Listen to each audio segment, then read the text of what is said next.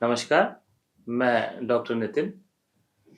आज हमारे साथ डॉक्टर शिखा गुप्ता जी हैं। आप रेनाउंड नेचुरोपैथ हैं और डॉक्टर साहब अभियान में आपका बहुत स्वागत है। Thank you doctor Nitin. Doctor साहब, आप नेचुरोपैथी के एक्सपर्ट हैं। हम आपसे जानना चाहते हैं कि what exactly naturopathy is. Nature and pathy, जब प्रकृति से चिकित्सा होती है तो वो प्राकृतिक चिकित्सा है। नेचर यानी प्रकृति। अब प्रकृति किस चीज से बनी है? धूप, हवा, मिट्टी, पानी, आकाश, हमारे 5 एलिमेंट्स ऑफ नेचर।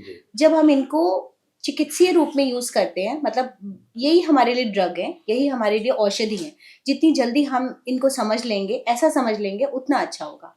हम बाहर भाग रहे हैं और ढूंढ रहे हैं कि कोई औषधि मिल जाए जो हमें ठीक कर सकती है, पर जो पंच महाभूतास हैं जिनसे हमारा शरीर बना है, इन्हीं 5 एलिमेंट से बना है और इन्हीं में हम विलीन हो जाते हैं। तो साइंस कहती है कि ये सिर्फ उन्हीं को पहचानती है, बॉडी सिर्फ इन्हीं को रिकॉग्नाइज करती है क्योंकि हम इन्हीं से बने हैं। तो हमारी बॉडी में ये 5 एलिमेंट्स हैं।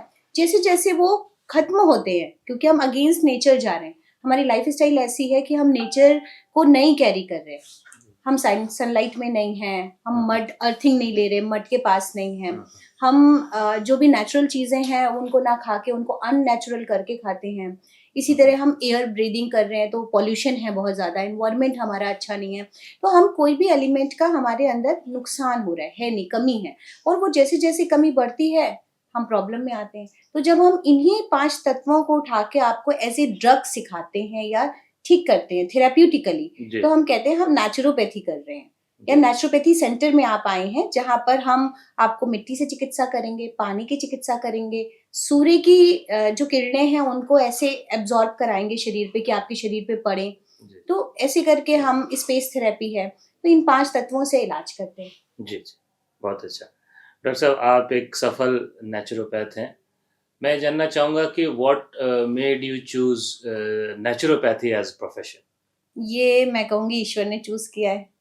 मैं तो बचपन से बड़ी हुई थी कि मुझे सर्जन बनना है, गायनेकोलॉजिस्ट बनना है, और सीपीएमटी 3 बार दिया, पर कभी होम्योपैथ मिला, कभी डेंटल मिला, नहीं मन किया उस तरफ जाने का, और लगा अगली बार तो हम क्रैक कर ही लेंगे। जी जी। नहीं मिला।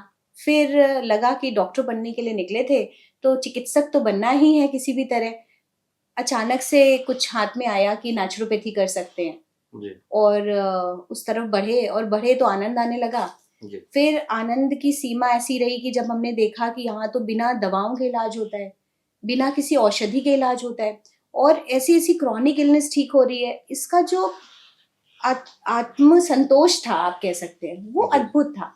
क्योंकि आप किसी को इतना खुश कभी नहीं देख सकते जो इतनी प्रताड़ना के बाद आए, इतनी दवाएं खा के आए, और आप उसको सिर्फ नेचर के पास ले जाके ठीक कर दें। तो इस हैप्पीनेस की सीमा नहीं थी। तो मुझे लगा कि ये तो बहुत ही अच्छी चीज है, मुझे इस पे काम करना चाहिए। अब बस दिक्कत ये थी कि कहाँ सर्जन का ऊंचाई और कहाँ एक नेचुरोपैथ जो धूप, हवा, मिट्टी, पानी से या मैग्नेट चिपका के या मेडिटेशन करा के या ब्रीदिंग करा के ठीक कर रहा है। तो वहां पर जो एक पहचान वाली बात छुपी थी, वो शायद आज से 2001 में मैंने किया था, उसमें वो कमी थी। पर धीरे धीरे मेरी हिम्मत, या कह लीजिए कि जब हमारे हस्बैंड बोले कि तुम एक बार और सीपीएमटी दे लो, तो मैंने कहा सीपीएमटी नहीं, लेकिन मेहनत तब तक जारी रहेगी जब तक सर्जन्स नेचुरोपैथी में नहीं आने लग जाते ट्रीटमेंट के लिए। क्या बात है। तो वो एक उसको साइंस की तरीके से देखना, अप्रोच रखना और जनरल अवेयरनेस क्रिएट करना, मेहनत करना, तो उसने शायद यहाँ तक पहुंचाया है। और सच में वो आत्मसंतुष्टि है कि अच्छा है मैं सर्जन नहीं हूँ, पर जो हूँ वो बहुत अच्छा है, ईश्वर ने यही सोचा था मेरे लिए। बड़ी इंटरेस्टिंग जर्नी रही है आपकी।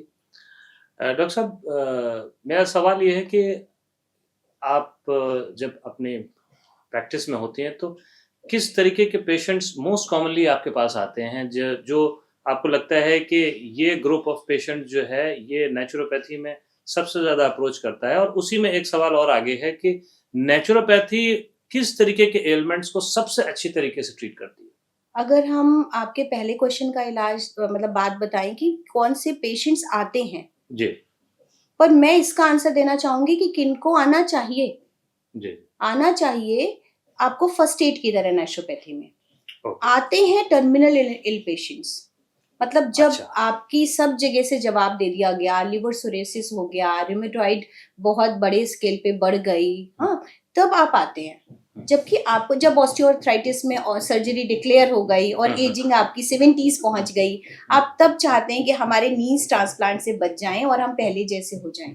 तो ऐसे में क्योंकि आप इतनी सारी दवाएं खा चुके होते हैं, स्टेरॉइड चल चुके होते हैं, बॉडी का जो वाइटल फोर्स है, वाइटल एनर्जी है, वो बहुत कम हो चुकी होती है, तो हमारी नेचुरोपैथी इतना काम नहीं करती जितने कि शायद आप 40s में अवेयर हो जाते और पहले जो क्रैकिंग साउंड आनी शुरू हुई है या पेन होना शुरू हुआ है, जिस समय आप जिंदगी में भाग रहे थे और फास्ट फूड खा रहे थे, उस समय अगर आप नेचुरोपैथी कर लेते तो शायद का कंफर्म्ड है आप ये कंडीशन लेके हमारे पास नहीं आते, आपकी ये प्रॉब्लम नहीं रहती। आपने फास्ट फूड की बात करी तो आजकल लाइफस्टाइल डिसऑर्डर्स जो हैं वो बहुत मेजर कंसर्न है किसी भी देश के लिए, किसी भी प्रदेश के लिए एक बड़ा हेल्थ बर्डन है लाइफस्टाइल रिलेटेड डिसऑर्डर्स जो हैं, जैसे कि डायबिटीज़ है, ब्लड प्रेशर है, ओबेसिटी है, थायराइड है, कोलेस्ट्रॉल है। क्या नेचुरोपैथी इनसे डील करती है, और अगर डील करती है तो कैसे डील करती है? अगेन जैसे कि आपने कहा लाइफ स्टाइल, हम योग में बात करते हैं यम नियम आसन प्राणायाम प्रत्याहार धारणा ध्यान समाधि, तो यम और नियम के बाद जब हम करते हैं तो अभी प्रभाव है आसनास का, स्पोर्ट्स योगा हो गया है, यम और नियम की हम बात नहीं करते। आयुर्वेद में ऋतुचर्या दिनचर्या की बात है, हम ये सब छोड़ के चल रहे हैं। हम कब सो रहे हैं, कब जाग रहे हैं, कब खा रहे हैं, तो सारी चीज इजी गोइंग है क्योंकि हमने ज्यादा काम करना है और उस भीड़ में शामिल भी होना है, क्योंकि फिर हम अगर तेजी से नहीं भागेंगे तो आगे नहीं बढ़ पाएंगे। तो बच्चों को ये कह देना कि हम पूरी ही लाइफ स्टाइल बदल सकते हैं, नहीं बदल सकते। तो उसका एक बीच का रास्ता निकाल सकते हैं कि आप 80% कम से कम रफेज आपकी बॉडी में जाता हो। घर का खाना जो आप खुद से बनाएं, कुक करें, वो भी ओवर कुक्ड नहीं होना चाहिए। तो इस तरह की नॉलेज अवेयरनेस जब हम उनको दें और उनका एक लाइफ स्टाइल अगेन डिजाइन करें उनके हिसाब से, हम इस मामले में थोड़ा सा फ्लेक्सिबल चलते हैं कि अगर उनको थोड़ी सी टॉफी खिला करके हम थोड़ा सा पीछे ला सकेंगे तो अच्छा रहेगा। तो धीरे धीरे जब उनको लगता है कि अरे मैंने तो इतना नहीं किया था जितना आपने लिखा था, उस पे भी मुझे बहुत बेहतर लग रहा है, तो वो धीरे धीरे बदलते हैं। और जैसे जैसे हम लाइफ स्टाइल बदलते हैं वैसे वैसे blood pressure, diabetes, cholesterol, stress, ये सब चीजें तो जो लाइफस्टाइल रिलेटेड डिसऑर्डर्स हैं, कोई स्पेसिफिक थेरेपीज हैं जो आप वो जो मोस्ट कॉमन थेरेपीज हैं जो आप सजेस्ट करना चाहती हैं, हमारे व्यूअर्स को बताना चाहती हैं कि भाई हम अगर बहुत शुरुआत में हमें इस तरीके की अगर दिक्कतें हैं और अगर हम नेचुरोपैथ के पास जाते हैं तो हमें उससे तुरंत आराम हो जाए?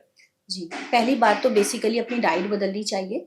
आप गो थ्रू करें कि आप कितने दिनों से बाहर का खा रहे हैं, पानी कितना पी रहे हैं, एंड पूरे दिन में रफेज कितना ले रहे हैं। जनरली हम क्या कर रहे हैं, हम घर का भी खा रहे हैं तो ओवर कुकिंग कर रहे हैं, डीप फ्राई कर रहे हैं और हमें लगता है हम घर का खाना खा रहे हैं, तो उससे हमारी बॉडी में पित्त दोष बढ़ता है, एसिड बढ़ता है। और एसिड बढ़ने की वजह से हमारी बॉडी में इम्बैलेंस क्रिएट होता है या वात बढ़ेगा। डिपेंड्स कि आपकी एज क्या है और आप किस समय पे किस तरह का भोजन खा रहे हैं। तो अगर हम भोजन में सीधे सीधे ये मान लें कि 3 दिन का आपने एक नेचुरोपैथ कंसल्टेशन ली और 3 दिन के लिए हमें अपनी बॉडी को सुधारना है, तो आप सीधे सीधे सबसे पहले अपना बॉडी टाइप देखें और फूड को चेंज करें। बॉडी टाइप कहने का मतलब था कि कभी कभी किसी की बॉडी में पित्त बड़ा होता है और उसको लगता है हमको गर्म पानी ही पीना है क्योंकि ठंडियां चल रही हैं, पूरे दिन गर्म पानी पीने से उसका पित्त और बढ़ जाता है। तो ऐसे में आपको समझना पड़ेगा कि आपको मिर्च मसाले और गर्म खाना खाना है कि नहीं खाना है। अगर वात बढ़ा हुआ है आपको गर्म खाना फायदा करेगा। तो ये थोड़ी सी प्रकृति को देखते हुए आपको अपना फूड मैनेजमेंट करना है एंड फिर 50-60% 70% आप रॉ डाइट पे जाइए कि हमें हल्का सा स्टीम्ड खाना है कि कच्चा खाना है, सलाद कितना है। चटनियां मैं रिकमेंड करती हूँ ज्यादा से ज्यादा क्योंकि वो आपकी अल्कलाइन नेचर की होती हैं। तो दिन भर में आपने धनिया, पुदीना, आंवला, अचार है, तो सीजनल चीजों को आपने चटनी की तरह बनाया और उसमें शकरकंद है, बॉइल्ड है, आलू बॉइल्ड है, इस तरह का। तो ऐसा एक रेजिमेंट आपने फॉलो किया 3 दिन के लिए और उन 3 दिनों में आपने थोड़ा अपने नहाने का पैटर्न बदला। जैसे किसी को कोल्ड एंड कफ है तो हम बोलते हैं हॉट फुट बाथ हाइड्रोथेरेपी के रूप में यूज करें। तो गर्म पानी में पैर डाल के बैठे एंड पानी गर्म बढ़ाते रहे, बॉडी को कवर कर लिया।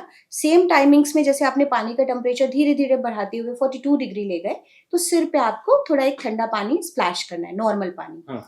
उसका जब आपका टेम्परेचर 20 मिनट्स 25 मिनट आप ऐसा करेंगे तो ब्लड सर्कुलेशन बढ़ेगा पैरों का और अपर बॉडी से जितना कंजेशन है वो नीचे चला जाएगा ब्लड फ्लो की तरह। हाँ। तो आपको कोल्ड एंड कफ में तुरंत आराम मिलना शुरू हो जाता है। जी। ये छोटे छोटे एलिमेंट हैं। अभी क्या हुआ कि थोड़ी सी स्नीजिंग शुरू हुई थी, थोड़ी सी कफिंग शुरू हुई थी, लेकिन आपने ऐसा नहीं किया अगर और मेडिसिन या काढ़ा पिया तो वो एक सुपरफिशियल तरीके से ठीक कर रहा है, ओवरऑल इंटरनल डिटॉक्स नहीं कर रहा। कफिंग जो आपके लंग्स के लेवल पे जमा थी वो थोड़ी मोड़ी जमा ही रह जाती है और फिर स्टेरॉइड या सिरप के थ्रू आप बढ़ते जाते हैं तो आगे आजकल कान में प्रॉब्लम आ रही है लोगों को, कुछ भारीपन लग रहा है, सुनाई नहीं दे रहा, सेंस नहीं आ रहा है। अब ईएनटी कह रहे हैं कि कोल्ड एंड कफ है, पर अब हम ये समझा रहे हैं कि सिंपल सी टेक्निक आपको अंदर से रिलीज करेगा सारा प्रेशर जो भी अपर ईएनटी में है। बट ये इतनी सी टेक्निक आपको अगर नहीं समझ में आती है तो एक मतलब बार ये समझना छोटी-छोटी सी पड़ेगा। अवेयरनेस अगर हमारे व्यूअर्स को है, तो हम बहुत इनिशियल स्टेजेस में ही डिजीजेस को अच्छी तरीके से कंट्रोल कर जैसे सकते हैं। सनलाइट में बैठना है तो हाँ। यहाँ से बैठना शुरू करना, तो 3 डेज काफी है अगर आपने 3 दिन बिता दिए। और अगर नहीं बिता पा रहे हैं तो आप रिट्रीट, आजकल नेचुरोपैथी सेंटर्स में जी, ऑल्टरनेटिव मेडिसिन के जो सेंटर्स हैं वो रिट्रीट करवाते हैं, उसमें जी। आप आ सकते हैं, यहाँ आ सकते हैं। उसमें आप हम सुबह यहाँ से अभियान में भी हम जी इस तरीके के प्रोग्राम्स चलाते हैं जी और हम रिट्रीट्स भी अरेंज करते हैं और तो उसमें आपका जैसे सुबह से शाम तक आप जब डिटॉक्स करेंगे अपनी बॉडी को तो आपको सिर्फ शरीर और मन को समर्पित करना है हमें। जी। उसके बाद सारा काम आयुर्वेद और नेचुरोपैथी का बिल्कुल, होता है, तो आप बिल्कुल। अपने आप शुद्ध हो जाएंगे। बिल्कुल, बिल्कुल। डॉक्टर साहब एक मेंटल स्ट्रेस एक बहुत बड़ा इमर्जिंग एक फैक्टर आ रहा है। कैसे नेचुरोपैथी डील करती है मेंटल स्ट्रेस से? जितना मैं मेंटल स्ट्रेस को समझती हूँ कि एक तो गेट हेल्थ अच्छी होनी चाहिए। आप देखते हैं कि पेट का संबंध दिमाग से जरूर है। बिल्कुल। अगर पेट भारी है, इंडाइजेशन है, एसिडिटी है, तो आपका मन नहीं लगेगा, फोकस भी कम होगा, कंसंट्रेशन भी कम होगा, इरिटेशन भी होगा अगर पेट पूरी तरह खुल के साफ नहीं हुआ है। तो गट क्लीनिंग जरूरी है। तो अगेन वहां से ही शुरू होगा, डाइट है, एनिमा है, हिप बाथ्स है, मसाजेस है, technical stomach cleaning. Then secondly stress आपका स्पाइन का ऊर्जा प्रवाह मैनेज करता है। जितनी रिजिडिटी होगी, लाइक हम लैपटॉप वर्क कर रहे हैं, डाउन शोल्डर करके बैठे, चेस्ट ओपन नहीं है, हाँ, तो इसमें जितना भी स्पाइनल ट्विस्टिंग एक्सरसाइजेस हैं, फ्लेक्शन एक्सरसाइजेस हैं, तो स्पाइन का मसाज अच्छा है, ऊर्जा प्रभाव से बढ़ता है। देन कोल्ड वाटर हाइड्रोथेरेपी अच्छी है जो स्पाइन पे ली जाए, चाहे वो जकूजी में लिया जाए, चाहे बाथटब लिया जाए, चाहे स्पाइनल स्प्रे बाथ होते हैं, चाहे ठंडा मड का एप्लीकेशन स्पाइन पे किया जाए। तो इस तरह की कुछ ऑल्टरनेट रेमेडीज हैं। देन मेडिटेशन प्रोग्राम्स, थोड़ी breathing, breath work and hypnotherapy की सेशंस भी हम दिलाते हैं उसमें, वो भी अच्छे रिजल्ट्स देते हैं। बहुत अच्छा। हम अपने व्यूअर्स से भी चाहेंगे कि अगर इस तरीके की कोई प्रॉब्लम्स हैं जैसे कि मेंटल स्ट्रेस, रेस्टलेसनेस, इंसोम्निया, इस तरीके की प्रॉब्लम्स हैं तो आप प्रेफर करें कि आप पहले एक नेचुरल तरीके से उसको हील करने की कोशिश करें। डॉक्टर साहब कुछ एक आम एक समस्या होती है मरीजों के साथ कि वो बहुत समय से कुछ एलोपैथिक मेडिसिन साथ में ले रहे होते हैं, तो उनका कंसर्न ये होता है कि साहब हम अभी तो मेडिसिन ले रहे हैं, अब हम कैसे नेचुरोपैथी, तो क्या अलोंग साइड ये चल सकता है कि पेशेंट अपनी दवा भी ना छोड़े और अपनी नेचुरोपैथी से वो नेचुरल तरीके से भी हीलिंग करता है? डेफिनेटली चल सकता है, क्योंकि जैसे किसी भी चीज़ की आदत होती है हमें। आप मेडिसिन खा रहे हैं 10 सालों से, 20 सालों से, कैसे पॉसिबल है कि एक नेचुरोपैथ सेंटर में आप आए, 2 दिन नेचुरोपैथी करी और नेचुरोपैथ आपकी दवा बंद कराएगा? नेचुरोपैथ ने तो नहीं लिखा। तो जैसे एलोपैथ डॉक्टर नहीं लिख सकता नेचुरोपैथी, उसको नहीं आइडिया है, वैसे ही एक नेचुरोपैथ डॉक्टर नहीं लिख सकता, ना रिकमेंड कर सकता है, ना बंद करता है, ना करना चाहिए उसे। तो मैं भी नहीं करती हूँ। आप धीरे-धीरे खुद को आपको लगता है कि इस दवा की ज़रूरत नहीं है, धीरे-धीरे आपको जैसे-जैसे 1 महीना, 1.5 महीना, 2 महीना होता है, आप मेडिसिन को धीरे-धीरे कम करते जाते हैं, या अपने डॉक्टर से मैं रिकमेंड कर देती हूँ कि वापस जाके मिल लीजिए। डॉक्टर खुद ब खुद कहता है कि भई इसकी ज़रूरत नहीं है, इसको कम कर देते हैं, या डोज़ेज़ कम करते-करते, जैसे थायरॉइड का एक समस्या है, तो अभी रिसेंटली थायरॉइड किसी को 2 साल में डिक्लेयर हुआ है। हाँ, लाइफ़स्टाइल रिलेटेड प्रॉब्लम है, मुझे ऐसे लगता है, क्योंकि मैं उसी तरह से ठीक करती आती हूँ। तो उसको 1 साल का लंबा टाइम लेकर के हम हर 3 महीने पे उसको चेक करा करके उन्हीं के डॉक्टर से उसकी डोज कम कराने को बोलते हैं। जी, तो ऐसा कर सकते हैं।